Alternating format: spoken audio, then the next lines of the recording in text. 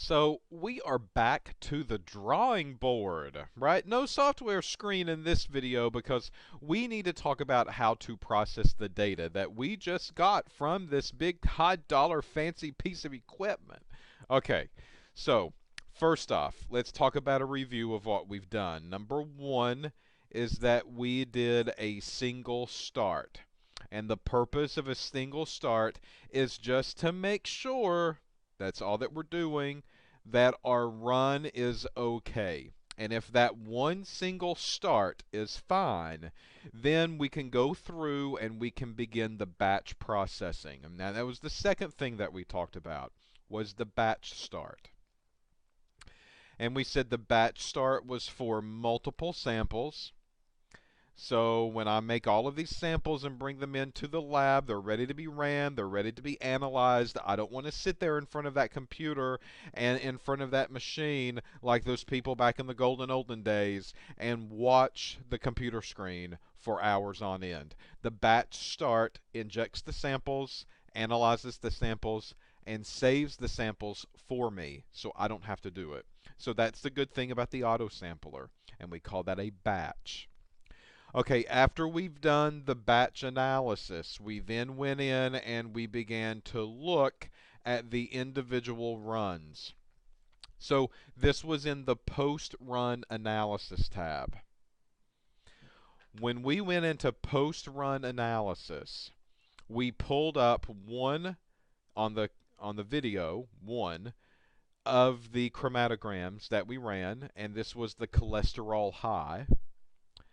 And we took a look at the chromatogram and we just made sure that it looked good, as pretty as it did before.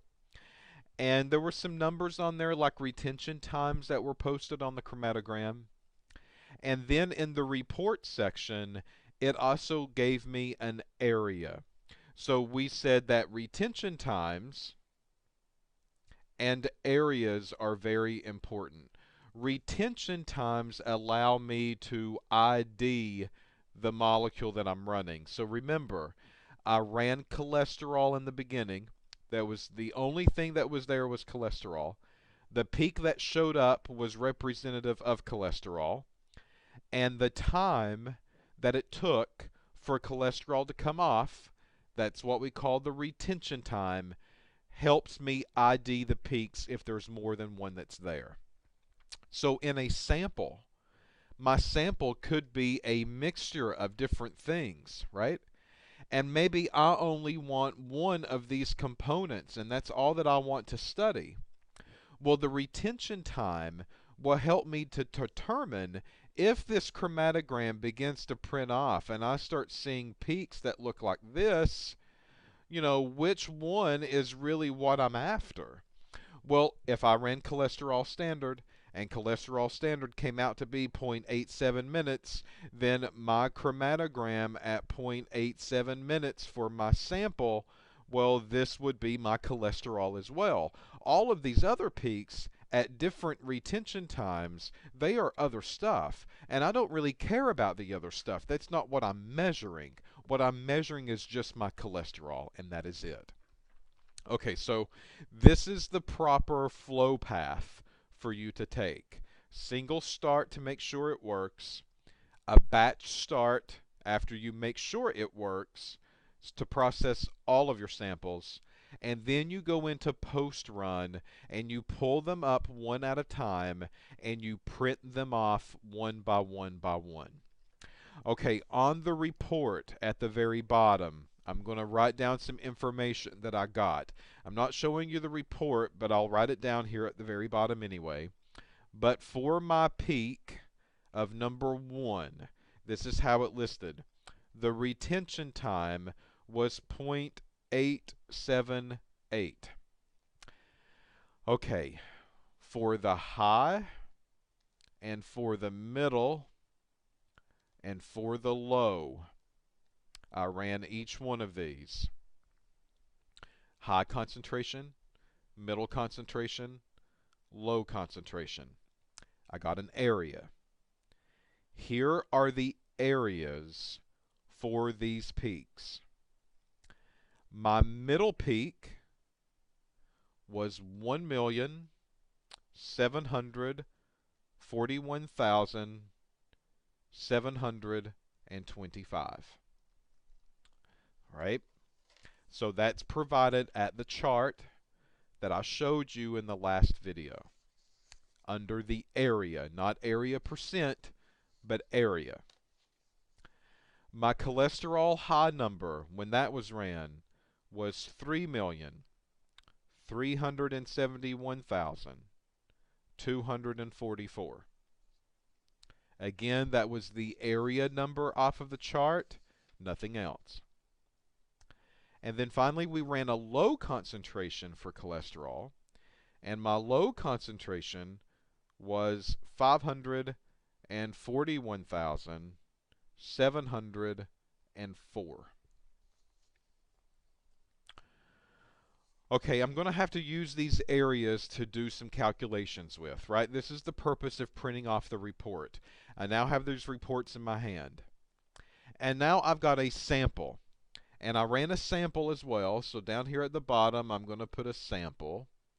And my sample gave me an area of 942,411. All right, so I need to know what to do with these numbers from this point. Okay, we make what we call a calibration curve. So, calibration curve.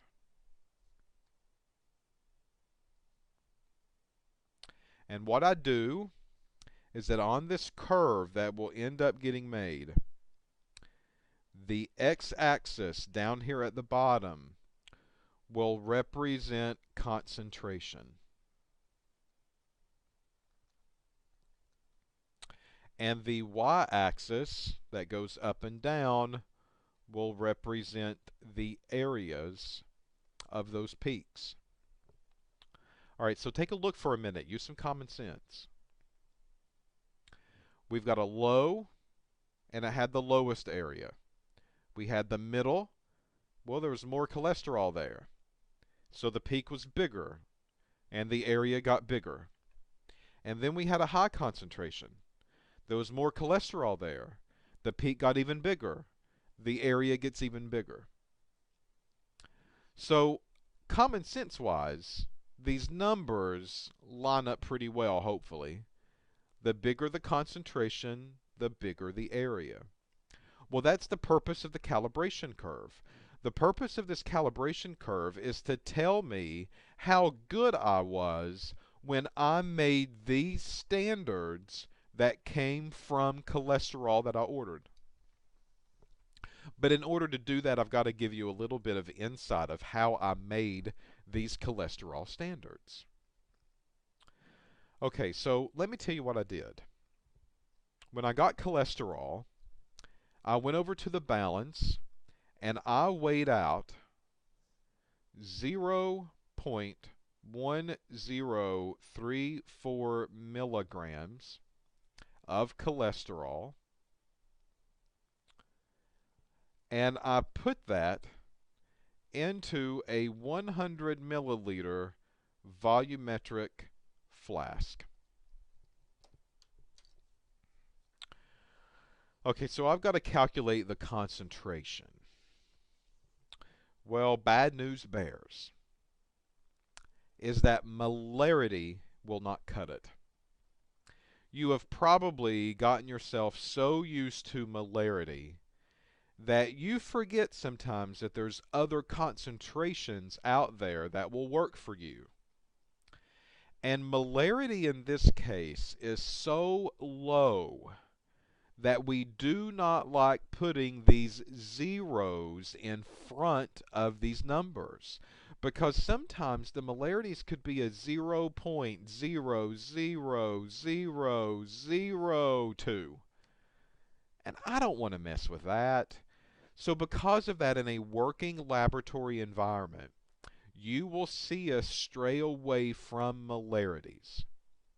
And we begin to report concentrations in other units. And one of these units is milligram per liter. And you can kind of see why for a minute. I weighed out 0.1 milligrams of cholesterol. And I spelt that wrong, by the way, but who cares?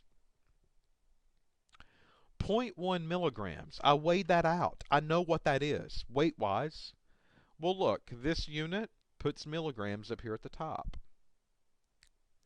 I put that into a 100 ml volumetric flask. Well, that was 100 milliliters. I can just do a simple conversion and convert milliliter over to liter. And look, I've got the bottom piece. And if I know those two numbers and I plug it into this expression, milligram per liter, I calculate a new concentration. So what I can do is that I can put my milligrams that I used, 0.1034 milligrams of cholesterol, and divide it by 0.100. Because this was the liter that I used, 100 milliliters is 0.1 liter.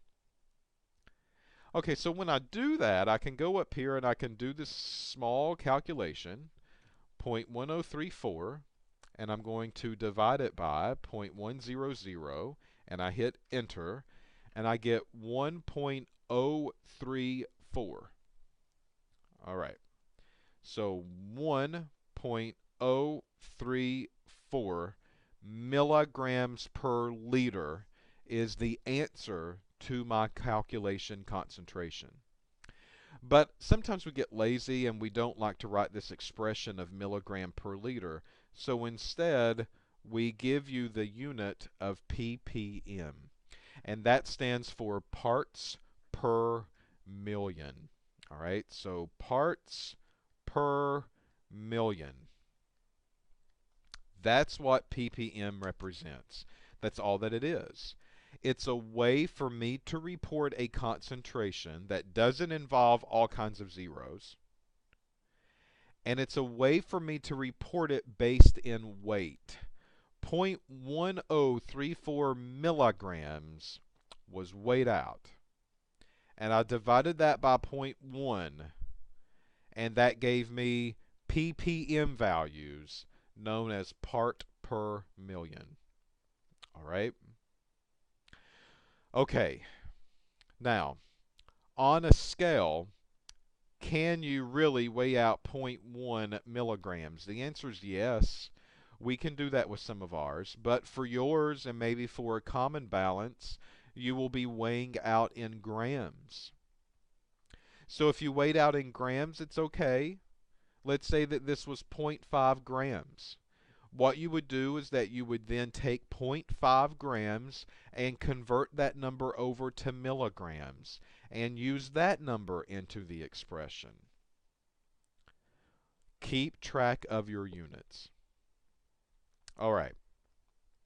So, next video, we will pick up from this point and we will take a look at these concentration numbers and start plotting this calibration graph that you will be required to do leading up to the competition event. So stay tuned. I know it's a lot of math. I know it's a lot of graphs, and I know it's a lot of plots, but it's okay. You will make it through it. I promise.